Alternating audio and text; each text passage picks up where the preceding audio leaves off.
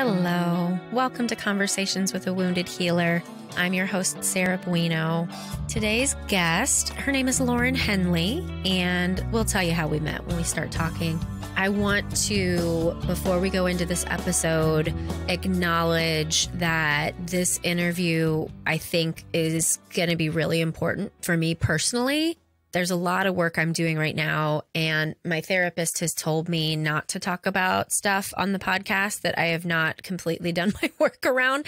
And generally, that's what I do in the therapy room, is I don't disclose something that I feel like I have some completion around. And the conversation with Lauren triggered a lot of stuff that I think is really important. And I'm consciously choosing to put the messiness out there because I think it's really important to know that this is the process of reckoning with the darker parts of ourselves and the parts that we wish weren't there. So I'm just going to say that I think that I am imperfect, and I am like, I'm feeling feels right now, you guys. I'm feeling really vulnerable. This one felt really, really vulnerable for me. So I think that's all I got to say about that. Let me tell you more about Lauren Henley. Lauren says, I exist to support people and organizations to wake up to their purpose, align their lives to their mission, and transform their relationship to themselves and to each other. My approach is to create spaces where people feel safe to be their true selves, share vulnerability, and reflect honestly. I inspire transformation and support individuals and teams to move out of the blame and criticism and into personal responsibility and empowerment. I give people the tools they need to be explicitly teaching and practicing of the 15 commitments of conscious leadership. So please, please, please enjoy my amazingly vulnerable interview with Lauren Henley. Hello, Lauren. Welcome to Conversations with a Wounded Healer. How are you? Good. I'm so excited for our conversation. Yay! So I guess we can start by telling people how we met. We have a mutual friend, Erin, who was just on the podcast. Her episode just aired recently as we're doing this. And I can't even remember exactly why Erin said we should meet, but it was basically like, you just should know each other. Yeah. And then when we met, it was like, yeah, we should just know each other. Right. So do you want to tell people who you are and what you do?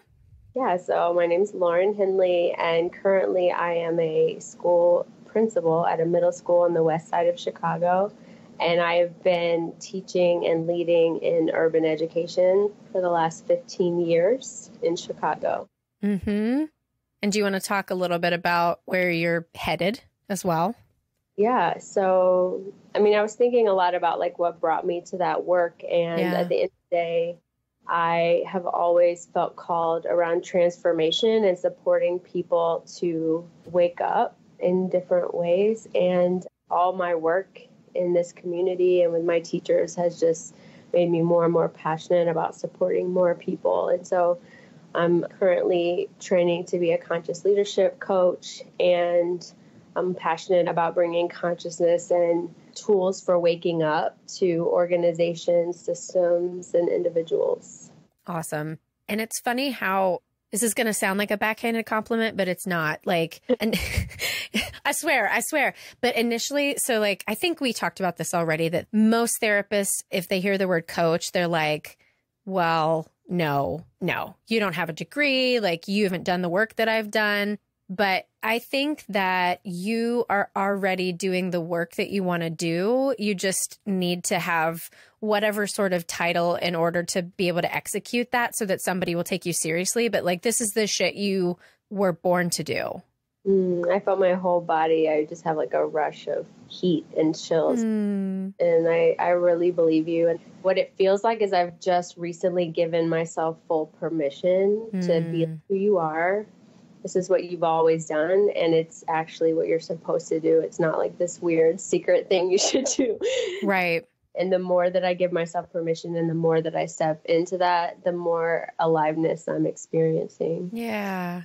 Would you share with listeners a bit about your story and kind of how you came to, because awakening from consciousness, that's a big fucking order, right? Big, tall order. And I imagine that as a child, you were like, I'm going to awaken everyone's consciousness. So how'd you get there? God, that's a big question, right? I know. Start wherever feels good. If I were to plot it, I would say that I grew up in a house in a family with like 3 generations of addiction and mental illness, lots of suicides, just a lot of trauma. And so I carried that. I didn't know the impact of that till much later. But I would say the first moment was I fell in love with a guy in high school, and I grew up in the South, and he was African American, and the impact on my life and his life, just seeing racism in action as a white woman, like at the time, white child. I had no idea the experience of people of color until that moment. And when I woke up to it, right, I was like, oh my God, one, why aren't more people know about this? And why doesn't somebody do something about it?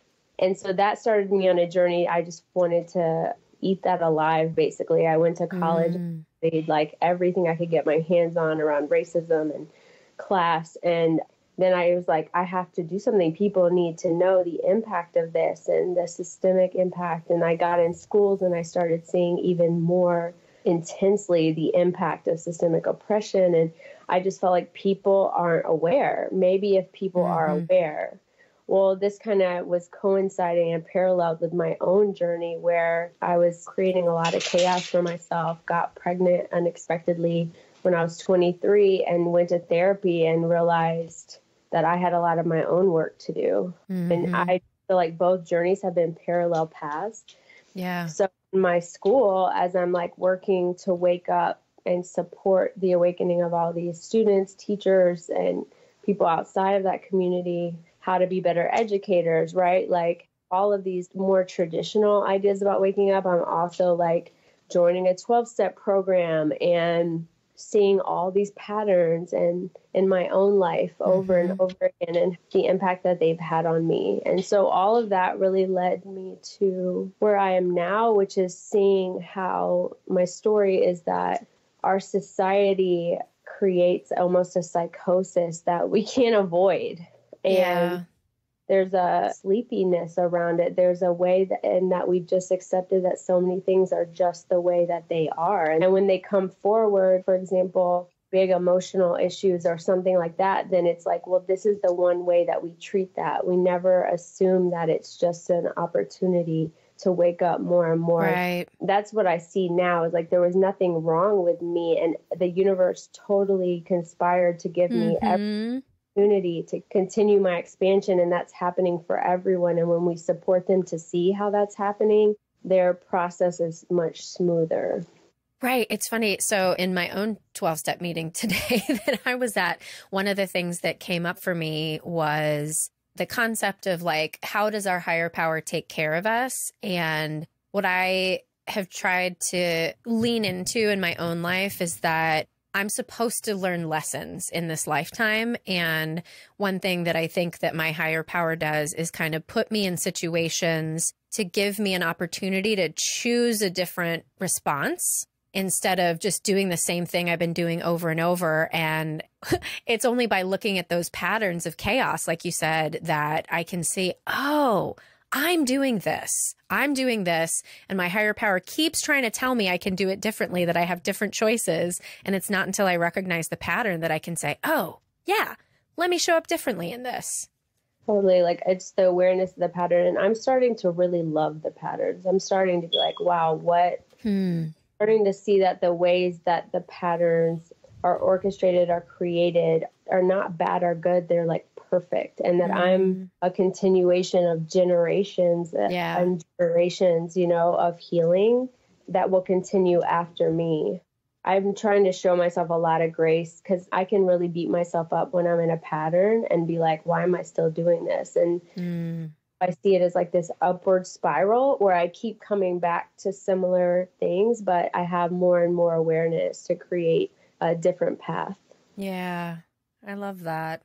So you started talking about race, and I would love to really dig into that because the awakening of, as a white person, waking up to your privilege and recognizing that we have it. And you said earlier, like, people just don't know about it. And I think that's so true. And even when presented with the information, people still don't but not everybody, obviously. And I feel like a lot of people that listen to this podcast probably get it, but a lot of white people don't see it, which is why we, I think, have the backlash we do now with MAGA people. I'm just going to stereotype them and lump them into that category of being asleep. I think that we all have the things that we're called to support waking up around in the world, and they're not the same for everyone. I do think there's certain consciousnesses and agreements that we've made as a society that are collectively keeping us asleep in like core areas in a way that is limiting the growth of the whole. Yeah. Oh, I love how you said that. I think that racial consciousness is one of those experiences. And I listened to your podcast with Aaron today, and you were talking about denial. To me, denial are just the places that we're totally unconscious to. Yeah. And so when I think about this idea of, the majority of white Americans, if I were to have a conversation around race, their lack of awareness of the experience of the other is a place that is so unconscious. And then I heard you talk with Aaron, like, why do some people wake up out of denial and why do some people not? Right. And I think there's like a couple of things, and specifically around racial consciousness, it's around availability, like becoming available to all of the feelings that are very uncomfortable. Yeah. And I believe that you become available when you're unconditionally accepted. And so I think that it will be so painful for white people to wake up to this because of the shame and guilt that they have to experience once they truly start to empathize and understand the impact of the system of racism, right? Because everyone's prejudice and everyone's bias, right? Like I have a bias around like hot pink, like everything I own is hot pink. Like, right.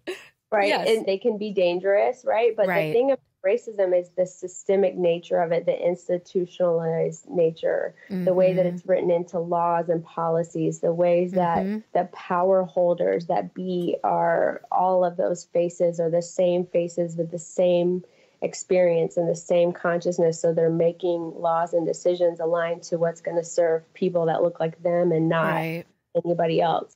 That to me is the power of it. And I think the waking up is going to be pretty excruciating. It already is, right? I mean, I feel like, and probably really just since Trump was elected, I guess a lot of us white people were patting ourselves on the back for electing a Black president. And then Trump gets elected and we're like, oh, we don't have this solved yet. And when Trump was elected, somebody told me that if we had elected Hillary, we would just have continued more of the same and not have been forced to do some of this reckoning that we're being asked to do now by this, like, oh shit, there is so much more racism that we pretended wasn't there because we had a Black president, and oh, look how far we've come.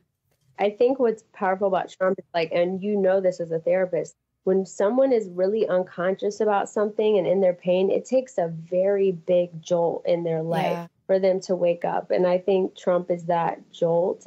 In the letter to the Birmingham jail, Martin Luther King talks about like the white moderate being the number one enemy basically to progress. And it's really that state of consciousness where you're like, well, I know enough about this topic. I'm open to this topic. I have friends that look like this. Like, I don't really need to do the work. It's like those real racist country people that I see on TV or whatever stereotype we create. It's always the other. Somebody else needs to do work on this. Somebody else needs to fix this. And I, time and time again, I'm like, the only consciousness I'm really responsible for is mine. Yeah. My passion is help supporting people to take more responsibility for their own consciousness. Yeah.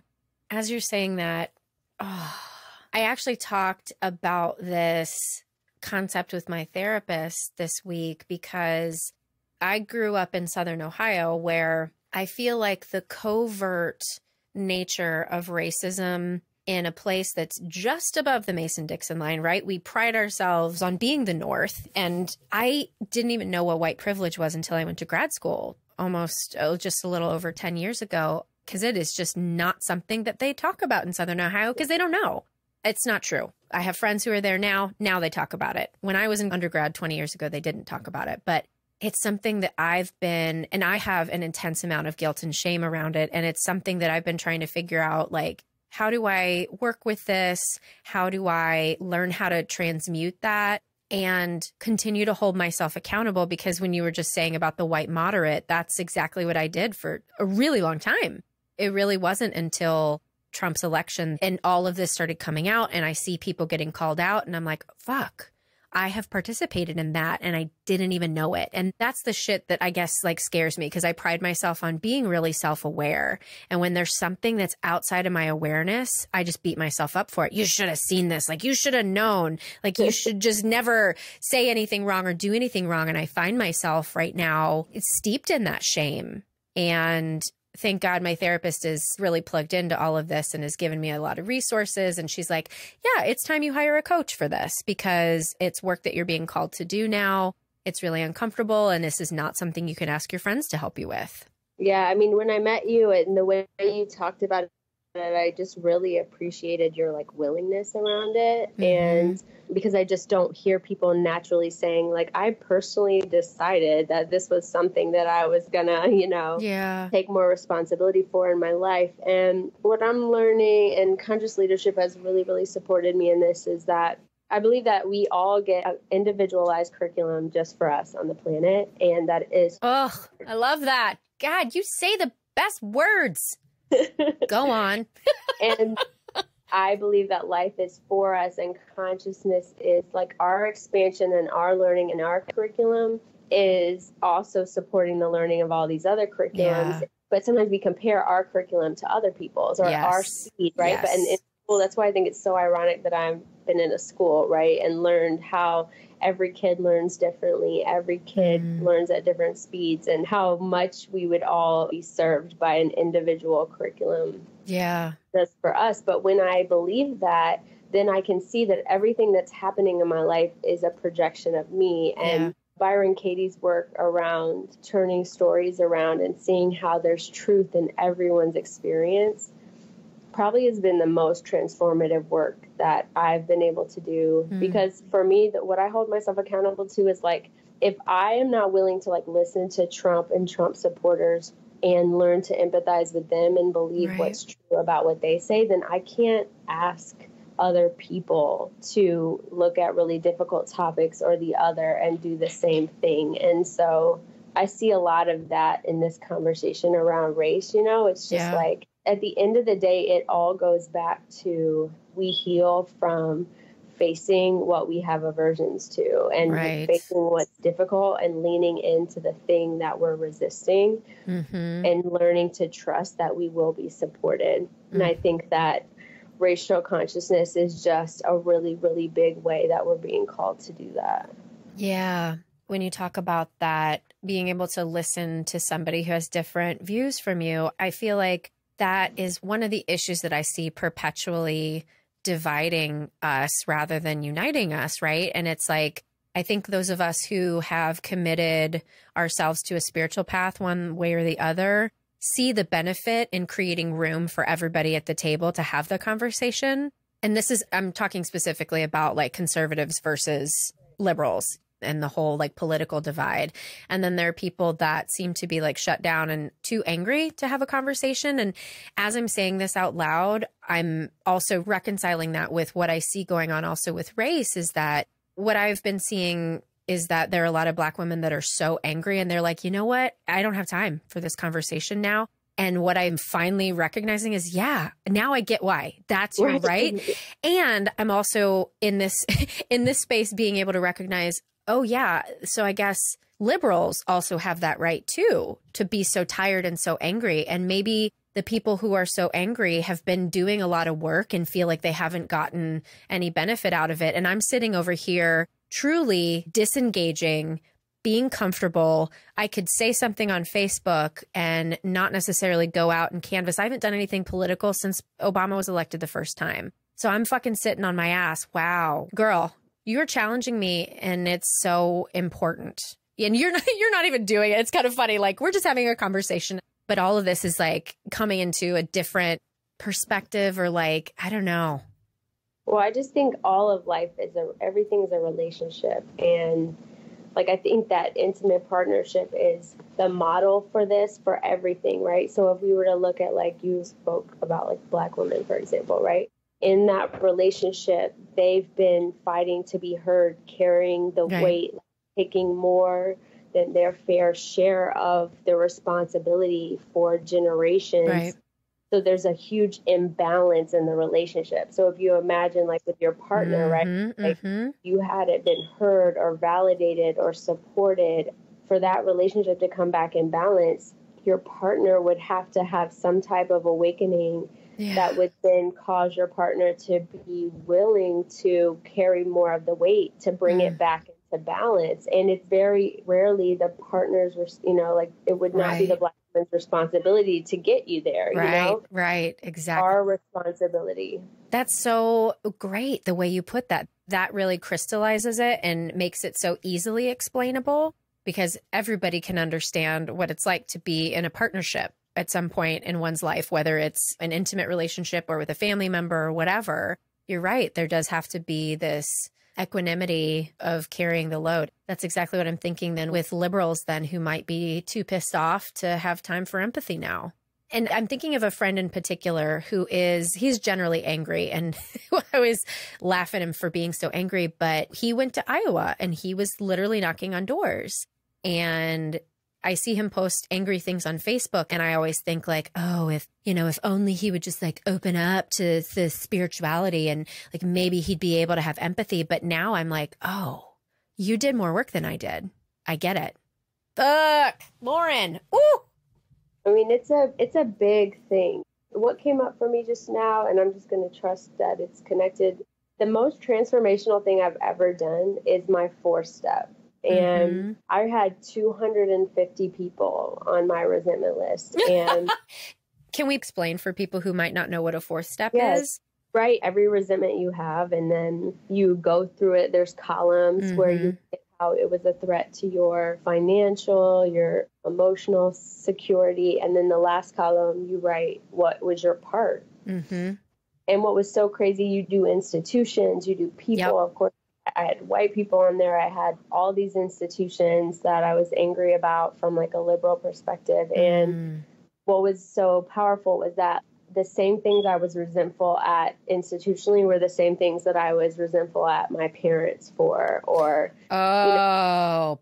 like, resent had this lineage from the same things I was resentful for when I was 7 years old, or, like, the same things that I'm resentful for when I'm 30 years old. And people change, but the resentment stayed the same. And for me, it was all about, like, my freedom being taken away and not feeling like I had choices. And so when I see people that get so deeply connected to a cause in any way, I guess, like, the story I make up is, like, not that the cause isn't really beneficial, but that it's just trying to bring them back to themselves. And it's trying to get back to, there's a core healing that is necessary. And I noticed that, like, when I show up, because I've done my work, I used to be really angry about white people. I used to be really defensive. I'm also white, I should say. Maybe people can tell, but I have so much resentment against white people. My parents are huge Trump supporters. They're Southern Baptist conservative. Wow. My son is biracial. We've had, like, a lot of things come up around this, and something has really shifted where I can truly talk about this topic with other people from a place of, like, openness and compassion. And now I actually think is just now when I really can make changes, because it's not about me, right? I'm not like, deep down, I need you to wake up because my dad didn't wake up for me, or whatever it is. Right, you know? Right. Yes. Oh, relating hardcore over here. And I think that that's also, too, it just makes the conversation really muddled, right? Because it's so personal. It can feel so personal for people. And it's funny because it is and it isn't, right? I mean, we learn, like you said earlier, that everything is a projection of everybody else. But at the same time, this is my soul that's moving through this plane for whatever reason at this time in the world. And for whatever reason, I'm supposed to do this work. Right. I heard you say how you're, like, beating yourself up for not seeing it sooner. I'm starting to believe that, like, even if I thought I could wake up faster or at some other speed, it's actually out of my control. I am receiving awareness at the pace that I am supposed to receive it. I think sometimes I make it like, oh, I'm doing all my work and that's why I'm getting it. And I can do this work because of whatever happened last generation and the generation before that. And I incarnated at this time with this much awareness, and other people incarnated with different levels of awareness, and we all have different starting points. And so I just think it's important to stay focused. So like, what is your calling, and how are you called to be awake, and who is the universe that you've attracted to support the awakening of that universe? Right. Ooh, girl. Yeah, I guess this is really bringing me to an awareness of how you think you arrive somewhere, right? Like you think you got your shit together, and then you get some more information and you're like, I never had my shit together in the first place. And that's kind of what I'm coming to right now, because when you said, I need you to wake up because my dad never woke up, I'm like, girl, that's fucking why I do what I do. And I don't know why that's hitting me so hard right now, but it's just feeling like, fuck, I am living out of my wounds, and I thought I wasn't. Like, I thought I'm farther than that. I'm going to go even further, though. What if, like, in perfect curriculum, it wasn't a wound? What if it was, like a lesson you had to have the motivation that you have now to do the thing that you were supposed to do? I think that the whole game is just that there are levels of awareness that I'm experiencing with the people around me that I never experienced before, because I've in conscious leadership, I feel much more connected to people who are doing the work of consciousness at a really rigorous level. And once you just get out of this kind of like dualistic thinking, right? And like, it's all about me, and you can really shift and just see, like, I was waking people up because I wanted my dad to wake up, and I have awareness around that, and I'm creating space for healing around that. And I still want to wake people up. Yeah. And I'm still called to do that. And my attachment to it is something that I can heal. Right. Right. It doesn't change that this is exactly part of my curriculum. Yeah. Yeah. Well, thank you for softening that for me. I'm sure you could hear like, well, she's going to beat herself up over that later. Well, I feel very passionately about this because I think it's part of the psychosis of our society, the shame in that way that we frame things. We tend to put everything in a focus of what is broken and not in a focus of like what is perfect or what is beautiful. And I'm passionate about shifting that focus when we look at ourselves and we look at others. Yeah. And that's literally what came to me at my 12-step meeting this morning, too, is recognizing how much of my life I've lived committed to not loving myself, and how it's just been over the past couple years that I flipped it to trying to commit to love myself, and how much has changed because I've created that space and that commitment. I think every relationship, if it's all a projection, then it's like basically we're the movie camera, right? And we're like projecting the movie, and like, we can deal with the projection or we can deal with the camera, you know, and loving that will allow us to love everything in the projection. Right. So are you a healer? I was thinking about that. Like, I definitely really resonate with that word, but that what came up when I was thinking about our talk today was, while I've always considered myself a healer, today I'm thinking like healing assumes that something is broken. So I think I would say I'm like a waker. Like, I think people are asleep to things and they need support waking up to those things. In that way, it becomes a healing experience. So I definitely relate to the word healer, but I just think we're all healers. So to say that like some people are healing and some people aren't, like, we're all healing each other all the time. Right. Because even in difficult relationships, like we were saying before, that's how awakening gets activated, because we don't awaken comfortably. I mean, I read, I can't remember if I told you about it, but this book called The Science of Spiritual Awakening. And he talks about how pretty much every single time people wake up, it's uncomfortable. Whether the event that causes the awakening is uncomfortable or it's just the discomfort of integrating the learning, it's pain. Pain is what makes humans change. And it's just so funny that we spend our lives really trying to avoid that. What I've learned is pain and suffering are different, right? So the needed and suffering is optional. And I think that we probably in consciousness mostly woke up as a result of suffering. And now we're getting to a place where it doesn't just have to be suffering, I think. Right. But I was thinking about, like, as a teacher, one thing, I was always attracted to my most difficult student and the ones with the biggest issues, and like learning to love and to support them. And that's where I really woke up to the idea that like whoever is the hardest for me is my greatest teacher, because now I feel like I could teach and manage any type of student, any type of personality, because I chose to lean into those experiences and expand my capacity and my availability for what I could accept and love and work with. And so that's why I think like what we have an aversion to is such a gift to our healing. Yeah. And it's funny because as you say that too, I can recognize that part of why I can enjoy working with a difficult client is because it makes me feel like a badass. And that's not, that's not leaning into it, you know, for personal growth. That's like fucking patting my ego on the back. And yeah, I've had a lot of ego blows lately, and it's been interesting because I've done so much work over the years to be less reactive to that, you know, external, whether people like me or they don't, but it still kind of goes down to this desire to be validated through love rather than just trusting that I am enough. You're teaching me a lot today. Thanks. Yeah, bitch. I know. Right? It is a bitch.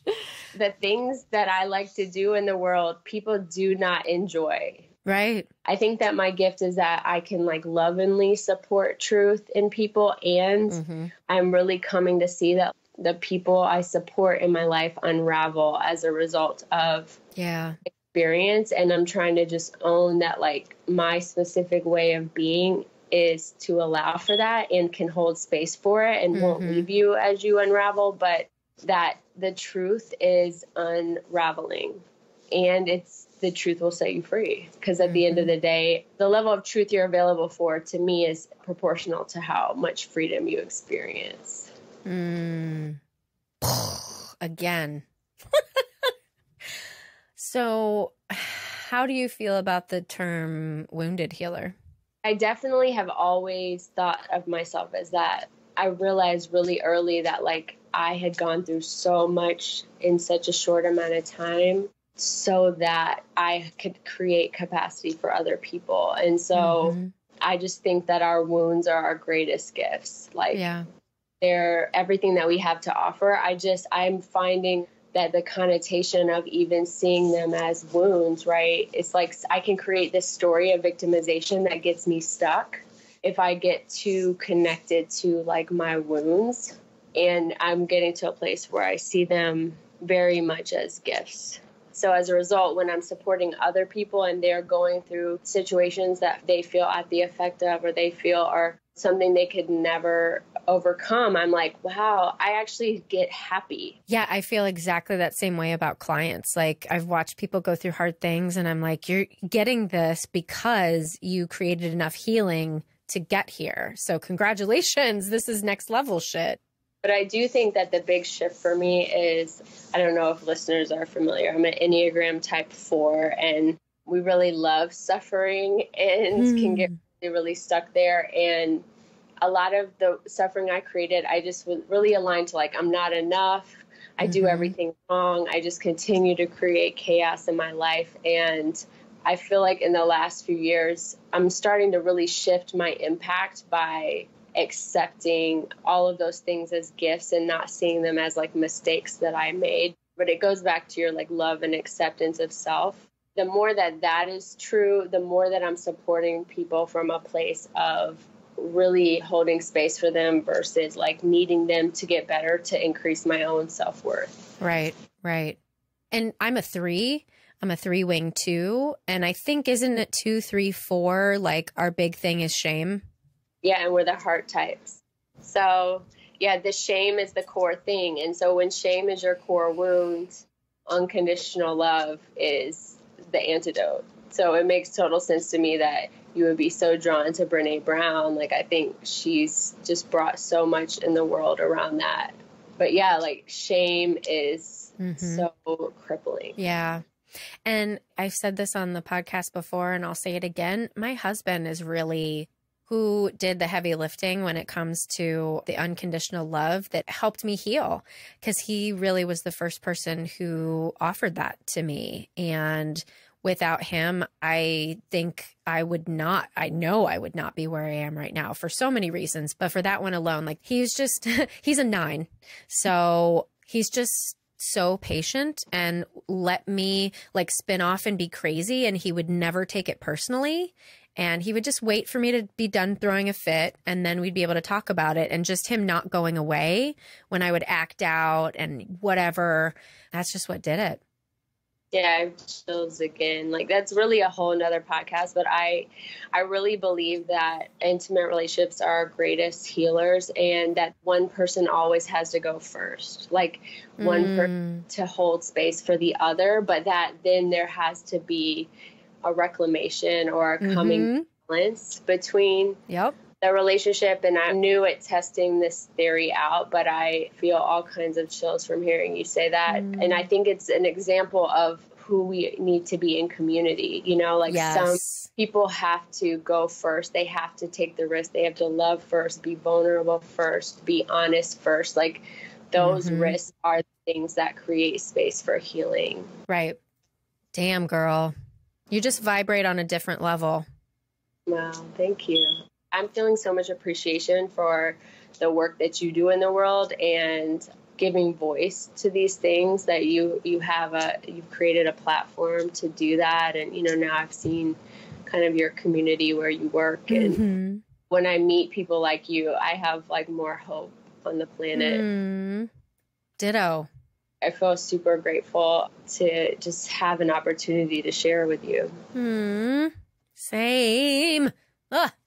And I can't believe this is almost the end of the hour. I swear to God, every time I do these, I'm like stuck in this like black hole of, black hole sounds negative. I don't mean it in a negative way. Just like time just. And time, space continuum. Yes. Yes. And then all of a sudden I wake up and it's an hour later, and it's so funny because I always listen back to these, because in order for me to have the presence that I need to have in order to do a good interview, I can't take notes while this is happening. So I always have to go back and listen. And one of the ways this has been so healing for me is not only are the initial conversations healing, but then when I listen again, I forget the gift that I was given, and then I get to hear it again. I'm like, oh, yes. Yeah, this is when I'm going to have to keep going back to. Thank you. Well, is there anything that we didn't talk about that you specifically would like to share with listeners today? I don't think there's anything we didn't talk about that I would want to talk about. I think that what's coming forward for me is that whoever's listening, that wherever you are and your path is perfect. And all those times you're telling yourself you should be somewhere else or you should have done it differently, that those are just thoughts that create unnecessary suffering, because it's perfect. Wherever you are, whatever you're doing is perfect. Just enjoy that journey. Yeah. And I want to add on to that, because I remember a time in my life when people would say that to me and I would be like, but fuck you, how? And the way that I really think about that is I literally think about softening into an idea. And sometimes it's, you know, taking a deep breath and imagining like opening my heart space to let that in. That's how I take in hard things. So for what that's worth, listeners, if that is helpful to you, take it. If not, totally cool too. Well, Lauren, thank you for blowing my mind. Like, I think I had 8 mindgasms somewhere around there. That's like the best compliment anyone could ever give me. Thank you. Well, you're welcome. There are more where that came from, because this is definitely not going to be our last big, deep conversation. Well, thank you so much for having me. Absolutely. Thank you.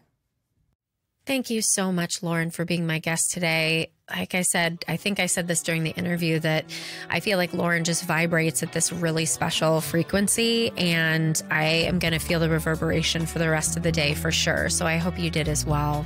Thanks as always to Andrea Klunder and Edwin Ruiz at the Creative Imposter Studios for editing, to Liam O'Donnell for the album art photo, and to Ben Mueller for our theme music. To find out more information about Lauren, you can visit our website at www.headhearttherapy.com/podcast. Thanks so much. Until next time. Bye-bye.